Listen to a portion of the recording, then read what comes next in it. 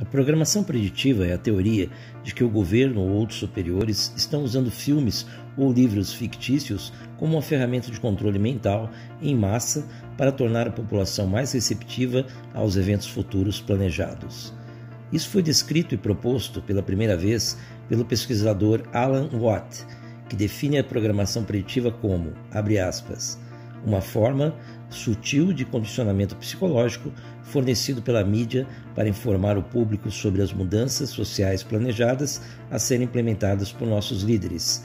Se e quando essas mudanças forem implementadas, o público já estará familiarizado com elas e as aceitará como progressões naturais, diminuindo assim possíveis resistências e comoções públicas. Fecha aspas.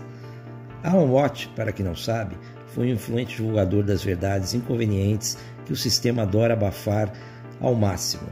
A teoria da programação preditiva foi muito bem exposta em seu podcast de 23 de novembro de 2006, quando ele ainda era uma voz única e isolada no deserto da internet das teorias conspiratórias. Ele faleceu em 4 de março de 2021, deixando um legado enorme e valioso que até hoje serve como base de pesquisa para quem deseja compreender melhor o funcionamento do nosso mundo.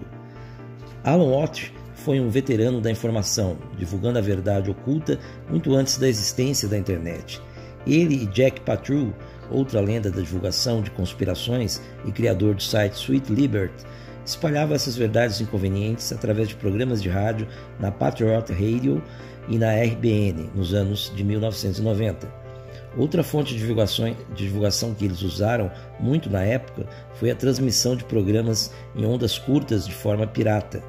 Com o advento da internet de banda larga, em meados dos anos de 1990, eles começaram a divulgar podcasts com mais de 2 horas de duração em diversos blogs. Com o surgimento das redes sociais, os conteúdos de áudio proliferaram até a censura estatal ocultar todos os materiais divulgados. Hoje, por sorte, tudo isso está preservado em gravações com transcrições nos sites Cutting Through the Matrix e Sweet Liberty. Com isso, o termo programação preditiva foi popularizado por Alex Jones e David Icke, 2 grandes expoentes da chamada cultura conspiracionista. A programação preditiva mostra sinais e evidências de eventos futuros, principalmente através do cinema. Mas existem 2 facetas nesse jogo diabólico com os espectadores. Algumas coisas são descaradamente notadas em filmes e séries, e isso acontece de forma proposital para que o público capture a informação consciente ou inconscientemente. Outras coisas não são destinadas a nós, meros mortais, mas sim apenas à elite dos controladores espalhada pelo mundo.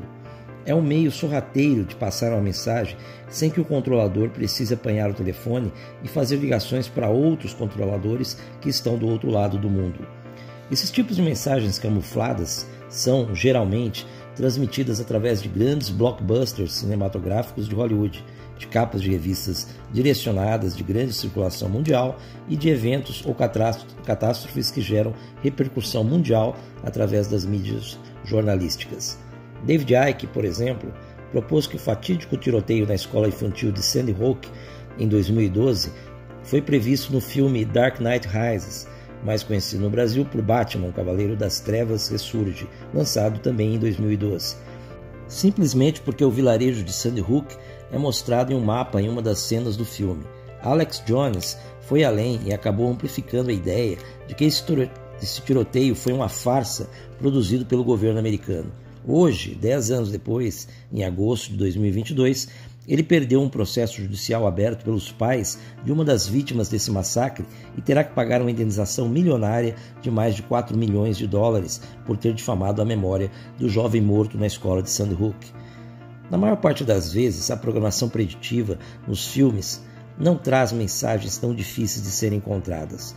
Os roteiros são óbvios na intenção de mostrar o que realmente querem mostrar. Um exemplo recente disso foi o último filme da saga James Bond, intitulado 007 No Time to Die, ou Sem Tempo para Morrer, que na verdade deveria se chamar Com Muito Tempo para Morrer, já que o personagem James Bond levou 3 longas e cansativas horas para desistir e morrer.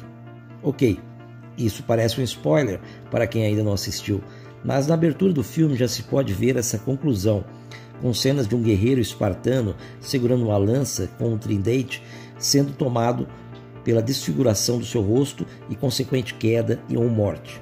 A cena ainda mostra o tridente enterrado ao lado da icônica pistola do James Bond. Tudo isso embalado com uma música triste e deprimente cantada por Billie Eilish, transformando essa trilha sonora na mais desagradável de toda a série de filmes do espião inglês. A história contada em No Time to Die gira em torno de um vírus que tem como alvo o DNA e é estranhamente semelhante à varíola dos macacos. Considerando o fato de o filme ter sido concluído por volta de 2019 e ter iniciado o roteiro em 2017 e ainda teve o seu lançamento adiado 2 vezes, a coincidência é bastante perturbadora. O herói frio, suave, autoconfiante, patriótico e mulherengo do passado não se encaixa no clima social de hoje imposto pela agenda dos controladores. A versão de James Bond de Sean Connery era uma versão de propaganda do século XX. Tratava-se de promover o MI6 e a Inglaterra como um todo através da cultura popular, usando um protagonista carismático. E isso funcionou. No entanto, no século XXI, onde nós estamos, os controladores transformaram o orgulho nacional em vergonha nacional e a masculinidade em masculinidade tóxica. O James Bond do passado é agora problemático e o James Bond moderno deve-se respeitar a ortodoxia cultural de hoje, além de mostrar o futuro da nova pandemia. Portanto, a programação preditiva, em sua essência, é uma tática para reduzir a resistência, introduzindo conceitos que parecem absurdos e reintroduzindo-os continuamente para fazer com que esses conceitos pareçam mais prováveis ou, no mínimo, aceitáveis. Como sempre, há uma razão pela qual os filmes e a televisão são usados como vasos comuns. Ao assistir algo, uma pessoa normalmente percebe isso como um entretenimento e a sua guarda teórica será baixada, fazendo com que as mensagens subliminares vão diretamente para o subconsciente. Também é usado como uma espécie de profecia autorrealizável, porque uma vez que uma expectativa é criada, quando esses eventos começam a acontecer, a população pode parecer mais propensa a aceitar o destino. Há também o controle da imaginação, porque a ferramenta mais utilizada na programação preditiva é a ficção científica. Ao criar essas histórias, o autor pode criar limites de imaginação e mostrar aos poucos o que pode acontecer. A literatura também é um meio muito usado na propagação da programação preditiva. Como exemplo, temos um livro de 1898 que conta a história de um navio fictício chamado Titã, que foi considerado inafundável e acabou colidindo com um iceberg. Com uma descrição e destinos semelhantes, este romance é visto como delineando o destino do Titanic, para criar uma aceitação entre as pessoas para quando o Titanic realmente afundou. A verdade é que, quando analisamos mais profundamente os reais motivos da existência da programação preditiva espalhada em diferentes tipos de mídia, ela própria acaba sendo contraditória em suas intenções. Como mencionado anteriormente, a programação preditiva destina-se, teoricamente, a suavizar o golpe de um evento traumático e criar menos reações negativas e, consequentemente, uma tendência à aceitação da tragédia ocorrida. No entanto, existem estudos que mostram que a forma como um estímulo é apresentado acaba sendo muito importante para o resultado pretendido. Por exemplo, um estudo de 2009 mostrou que retratar algo de forma negativa ou positiva afetará a forma pela qual ele é percebido. Isso elimina a ideia da programação preditiva ser algo completamente subliminar e introduz a ideia do mero efeito de exposição. Ao mostrar repetidamente um estímulo positivo ou neutro, há uma tendência de uma pessoa gostar cada vez mais desse estímulo. Esses achados são um problema para a programação preditiva, porque, através do mero efeito de exposição, as pessoas teriam uma reação ainda pior a qualquer aspecto negativo apresentado. Isso nos leva a crer que a função da programação preditiva pode ser algo muito mais banal. Talvez os controladores usam esse artifício pelo mero prazer de gostarem de dar um spoiler da vida real.